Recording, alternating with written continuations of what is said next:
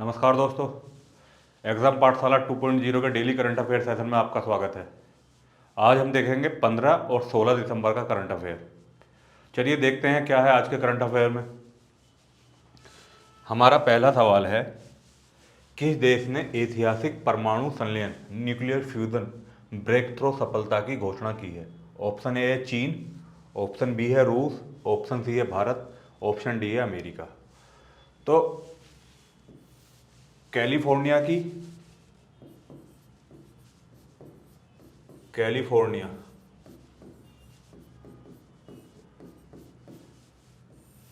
एक लैब है जिसका नाम है लॉरेंस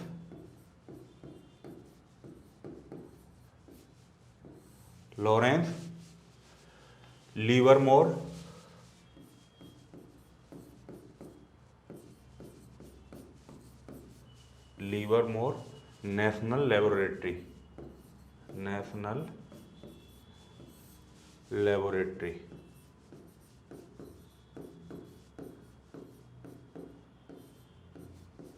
इन्होंने क्या किया, यहाँ के शोधकर्ता थे, कैलिफोर्निया की एक लैब है लॉरेंस लीवरमोर नेशनल लेबोरेटरी। यहाँ के शोधकर्ताओं ने क्या किया कि एक एक्सपेरिमेंट करा और एक्सपेरिमेंट में जितनी ऊर्जा दी थी इन्होंने, जितनी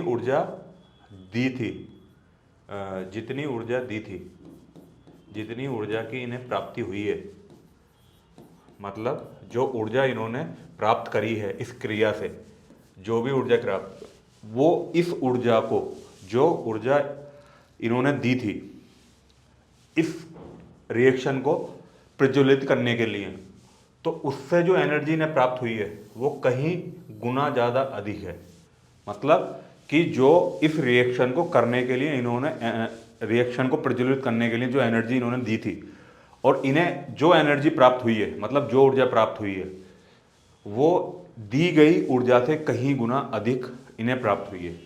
तो कैलिफोर्निया की एक लैब है लॉरेंस लीवरमोर नेशनल लेबोरेटरी, और ये कहाँ पे है? ये है अमेरिका। इसका सही उत्तर क्या है? अमेरिका में। अगला सवाल देख लेते हैं।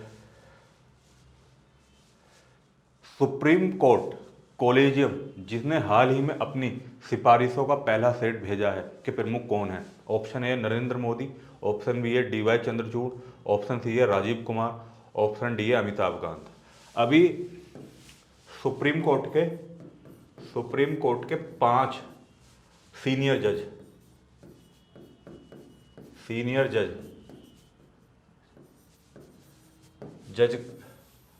इसमें शामिल हैं, और कोलेजियम का पहला सेट 5 जजों के इन्होंने सिफारिश करी है।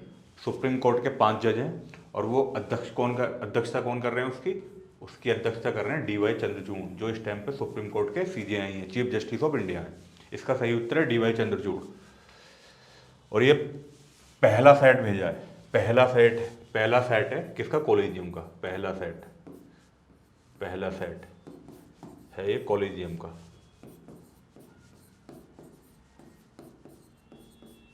कोलेजियम का पहला सेट है। अगला सवाल देख लेते हैं।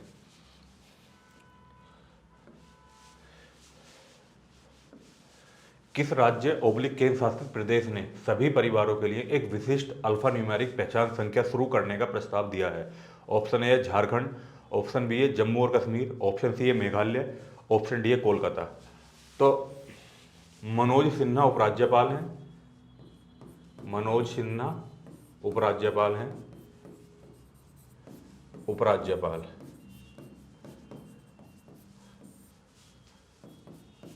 इन्होंने क्या करा कि 8 अंकों का एक विशिष्ट अल्फा न्यूमेरिक पहचान संख्या शुरू करी है। और वो कहाँ करी है? मनोज सिन्हा किस राज्य या फिर केंद्र शासित प्रदेश के उपराज्यपाल हैं? तो ये है जम्मू और कश्मीर में शुरू करी है। जम्मू और कश्मीर में ये 8 अंकों का होगा अल्फा न्यूमेरिक पहचान संख्या शुरू करी है किसने? जम्मू और कश्मीर ने। और इस प्रस्ताव को मंजूरी किसने दी है? वहाँ के उपराज्यपाल मनोज सिन्हा द्वारा। अगला सवाल, किस संस्था ने इंटरनेशनल क्लाइमेट क्लब लॉन्च किया है? ऑप्शन ए है G20, ऑप्शन बी है G7, ऑप्शन सी है आसियान, ऑप्शन डी है सार्क। तो ये इंटरनेशनल क्लाइमेट क्लब है क्या? ये ग्लोबल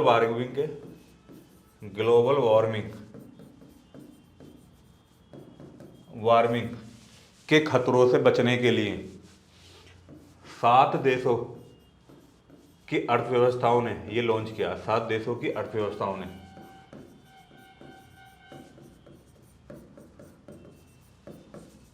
7 देशों की अर्थव्यवस्थाओं ने ये क्या किया है? ये इंटरनेशनल क्लाइमेट क्लब लॉन्च किया है 7 देशों की अर्थव्यवस्था ने। और ये है किस लिए? ये है ग्लोबल वार्मिंग के लिए। तो इसका सही उत्तर क्या है? G7 इसका सही उत्तर है।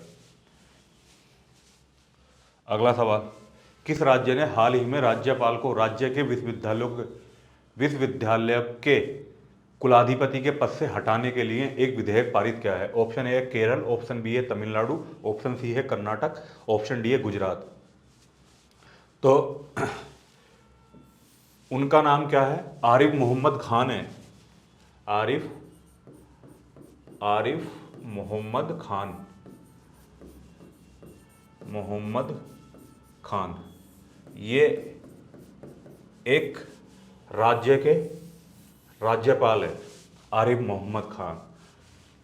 इनके खिलाफ विश्वविद्यालय संशोधन विधेयक पारित किया गया है, जो पेश किया गया है विधानसभा में। तो इन्हें 14 यूनिवर्सिटी में इनके व्यवहार को, इनके खिलाफ कई सारी शिकायतें दर्ज हुई हैं। तब जाके ये 14 यूनिवर्सिटीज़ जो स्टेट यूनिवर्सिटीज़ हैं उनके कुलाधिपति के पद से हटाने के लिए विधानसभा में विधेयक पारित करा गया है इनके खिलाफ, आरिफ मोहम्मद खान के खिलाफ। और ये हुआ किस स्टेट में? ये हुआ है केरल राज्य में। आपको मैं एक चीज़ और बताता चलूं कि हमारे जितनी भी राज्य यूनिवर्सिटीज़ होती हैं स्टेट की, उसका जो चांसलर होता है उस राज्य का राज्यपाल होता है।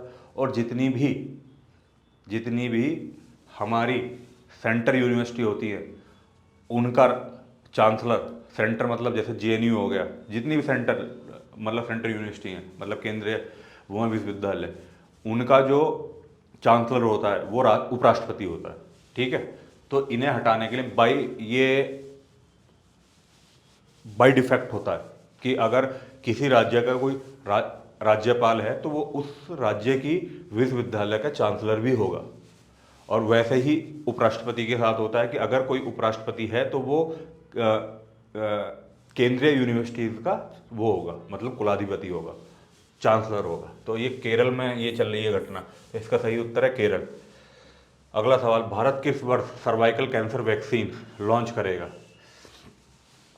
तो अभी भारत ने क्या कहा कि 9 वर्ष से लेकर 14 वर्ष की लड़कियों को, 9 वर्ष से लेकर 14 वर्ष तक की लड़कियों के लिए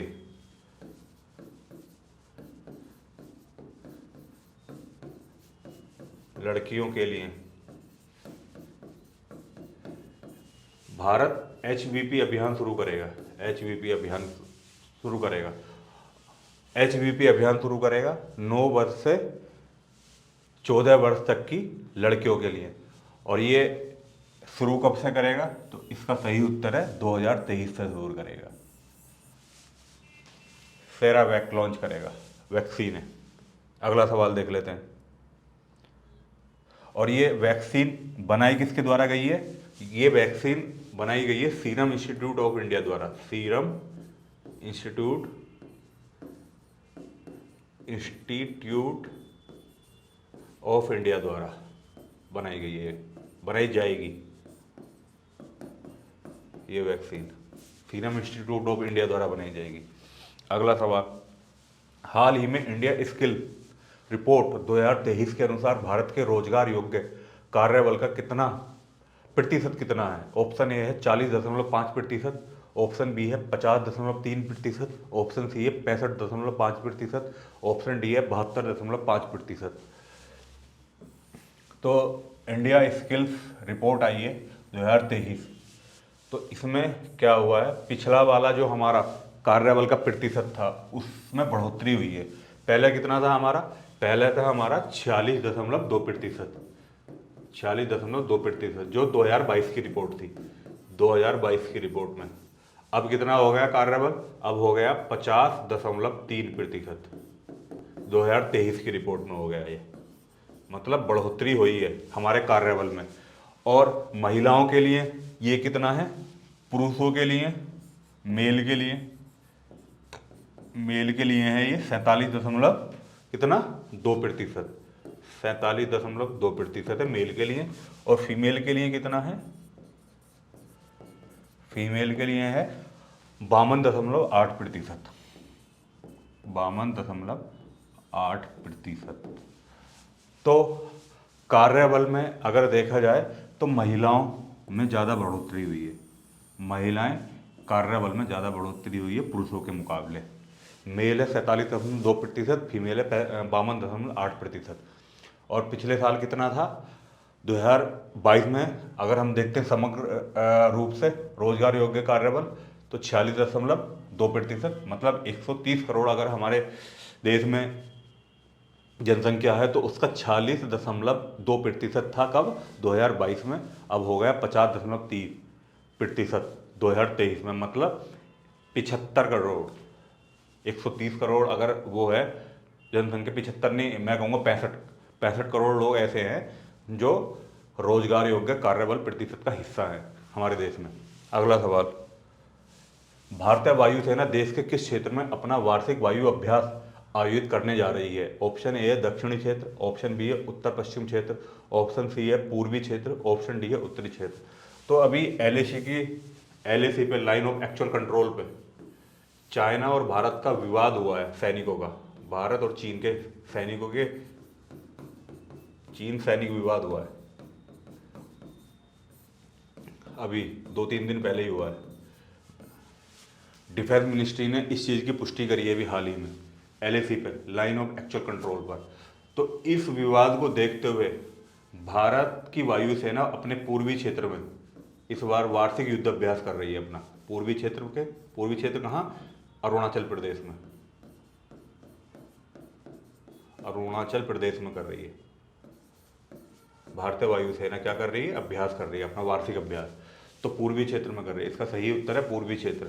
एलएसी पे अभी जो, जैसे एक बार एक दो साल पहले वहाँ हुआ था ना गलवान घाटी में, भारत और चीन के सैनिक आपस में भिड़ गए थे, तो उसी टाइप की सेम कुछ इसी टाइप की घटना अभी फिर से हुई है एलएसी पे, लाइन ऑफ एक्चुअल कंट्रोल पे, जो हमारी भारत और चीन के बीच में, जो हमारी एलएसी है ना, भारत और चीन के बीच में होती है। इंडिया और पाकिस्तान के बीच में एलओसी है, लाइन ऑफ कंट्रोल, और इसके यहाँ है एलएसी, भारत और चीन के बीच में लाइन ऑफ एक्चुअल कंट्रोल है।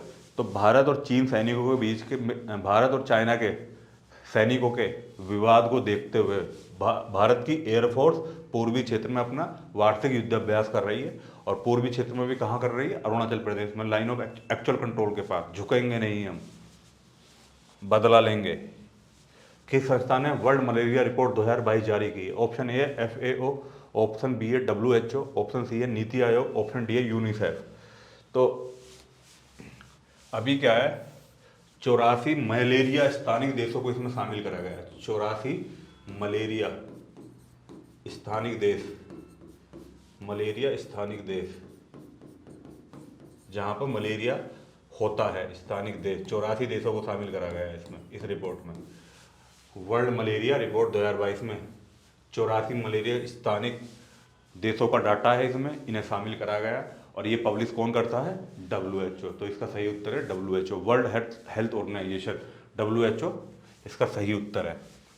ऑप्शन ए है, भारत में राष्ट्रीय ऊर्जा संरक्षण दिवस कब मनाया जाता है? ऑप्शन ए है 10 दिसंबर, ऑप्शन बी है 12 दिसंबर, ऑप्शन सी है 14 दिसंबर, ऑप्शन डी है 15 दिसंबर। तो राष्ट्रीय ऊर्जा संरक्षण दिवस, BEE एक संस्था है, BEE की फुल फॉर्म है bureau of energy efficiency, bureau of energy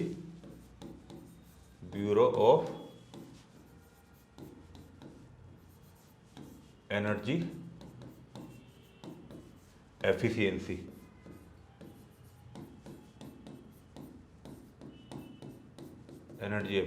ये संस्था 1991 से पुरस्कार भी पब्लिश देती है।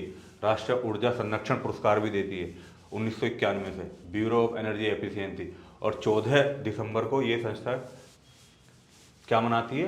राष्ट्रीय ऊर्जा संरक्षण दिवस मनाती है। तो इसका सही उत्तर क्या है?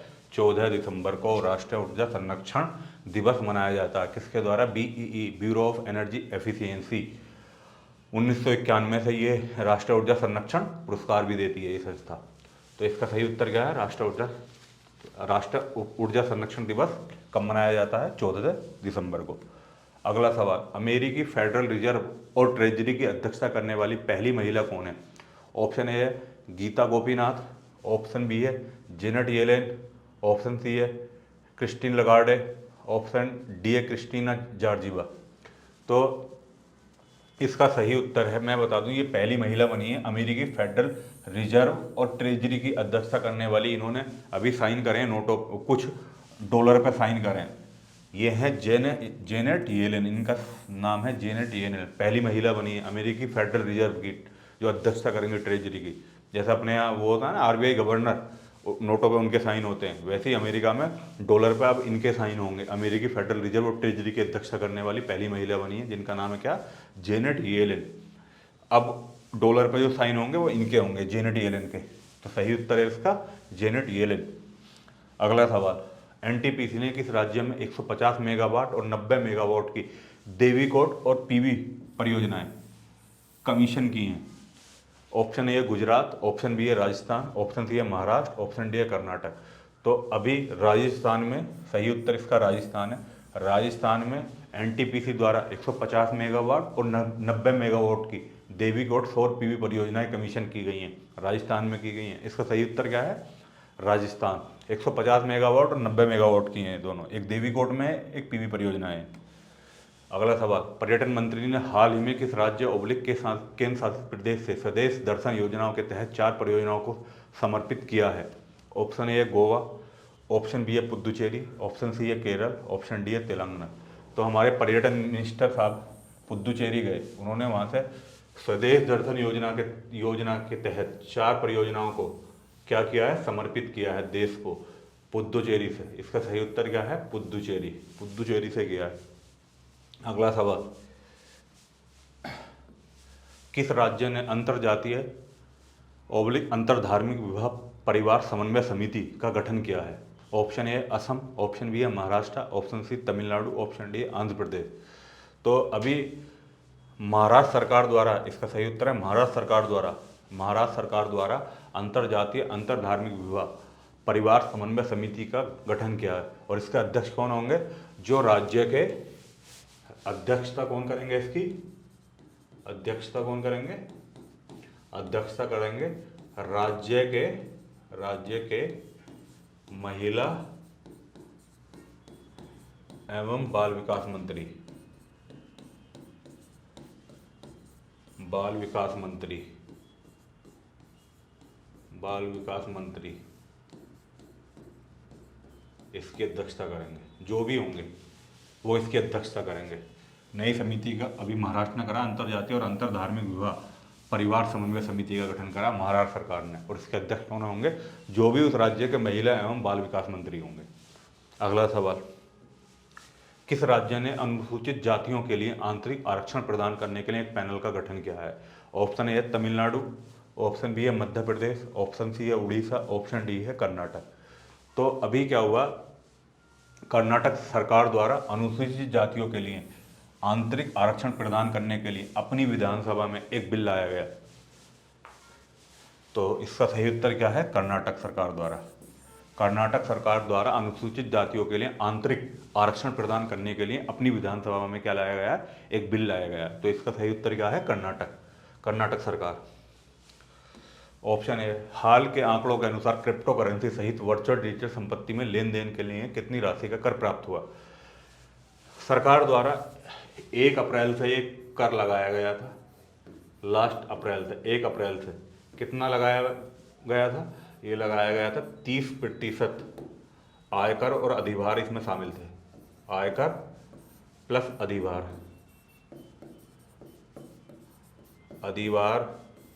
प्लस उपकर सब शामिल थे इसमें, 30% थे। तो 1 अप्रैल से, तो उसका भी हाल ही में एक डाटा आया है। तो सरकार को कितना राशि का इससे वो प्राप्त हुआ है कर, इससे प्राप्त हुआ क्रिप्टो से 60.46 करोड़ रुपए का कर प्राप्त हुआ है क्रिप्टो से। जो लोगों ने क्रिप्टो से पैसे कमाए थे, जो इस पर टैक्स दिया सरकार को, वो दिया है 60.46 करोड़ रुपए। 1 अप्रैल से सरकार ने 30% आयकर लगाया था। आयकर के साथ अधिभार भी था और उपकर भी था, दोनों लगाए थे इस पर, क्रिप्टो करेंसी पे। तो सरकार को उससे कितना मिला है? 60.46 करोड़ रुपए। अगला सवाल देख लेते हैं। सेवानिवृत्त आय की गणना के लिए किस संस्था ने एनपीएस प्रोस्पेरिटी प्लानर लॉन्च किया है? ऑप्शन ए है सेबी, ऑप्शन बी है पीएफआरडीए, ऑप्शन सी है आईआरडीएआई, ऑप्शन डी है नीति आयोग। तो अभी क्या हुआ, पेंशन फंड नियामक और विकास प्राधिकरण, पेंशन फंड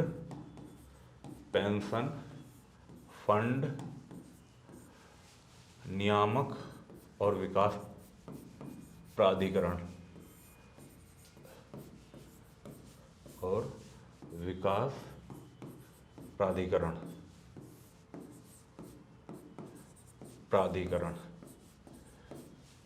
इसे शॉर्ट में लिख सकते हैं PFRDAI, DA, pension fund regulatory development authority. PFRDA की फुल फॉर्म ये है, क्या है? Pension fund regulatory development authority. Hindi में पेंशन फंड नियामक और विकास प्राधिकरण द्वारा एनपीएस, जो स्कीम थी हमारी, एनपीएस प्रोस्पेरिटी प्लानर लॉन्च किया गया है पीएफआरडीए द्वारा। पीएफआरडीए की फुल फॉर्म है pension fund regulatory development authority, Hindi में पेंशन फंड नियामक और विकास प्राधिकरण। इसका सही उत्तर है पीएफआरडीए। अगला सवाल, 2022 में विश्व स्वास्थ्य संगठन WHO के नए मुख्य वैज्ञानिकों के रूप में किसे नियुक्त किया गया है? ऑप्शन ए है जेनी फरार, ऑप्शन ए है जेनी नहीं है, जेरेमी फरार है, जेरेमी, मैं लिख देता हूँ यहाँ, जेरेमी फरार, टाइपिंग मिस्टेक है, जेरेमी फरार ये है। ऑप्शन बी है प्रीति सूदन, ऑप्शन सी है सौम्य स्वामीनाथन, ऑप्शन डी है जालिया मुस्तफा। तो अभी सौम्य स्वामीनाथन का स्थान लिया है विश्व स्वास्थ्य संगठन के नए मुख्य वैज्ञानिक के रूप में जेरेमी फरार ने। तो इसका सही उत्तर है जेरेमी फरार ने सौम्य स्वामीनाथन का स्थान लिया है। सौम्य स्वामीनाथन का कार्यकाल खत्म हो गया, उनकी जगह जेरेमी फरार का ने स्थान लिया है। सही उत्तर है जेरेमी फरार। यूरोपीय संघ किस देश को उम्मीदवार का दर्जा देने पर सहमत हुआ है? ईयू में शामिल होने के लिए, यूरोपियन यूनियन में शामिल करने के लिए यूरोपियन यूनियन ने, ऑप्शन ए है माल्टा, ऑप्शन बी है बोस्निया, ऑप्शन सी है क्रोएशिया, ऑप्शन डी है कोसोवो। तो अभी बोस्निया को क्या दिया है? उम्मीदवार का दर्जा दिया है कि आप यूरोपियन यूनियन में शामिल हो सकते हैं। तो इसका सही उत्तर क्या है? बोस्निया इसका सही उत्तर है। अगला सवाल, फीफा फुटबॉल विश्व कप 2022 का फाइनल मैच कौन सी दो टीमें खेलेंगी? Option A France Argentina, option B France और मोरक्को, ऑप्शन सी है मोरक्को और अर्जेंटीना, ऑप्शन डी क्रोएशिया और अर्जेंटीना। तो फ्रांस और अर्जेंटीना के बीच में फीफा वर्ल्ड कप का फाइनल होना है। इसका सही उत्तर क्या है? फ्रांस और अर्जेंटीना के बीच में फुटबॉल वर्ल्ड कप का फाइनल होना है। आज की वीडियो में इतना ही, मिलते हैं नेक्स्ट वीडियो में। तब तक के लिए अपना ध्यान रखें और चैनल को लाइक कर दें, सब्सक्राइब कर दें और बेल आइकन को जरूर दबा दें ताकि हमारी लेटेस्ट वीडियो का नोटिफिकेशन आपके पास जल्दी पहुंच जाए। धन्यवाद। जय हिंद।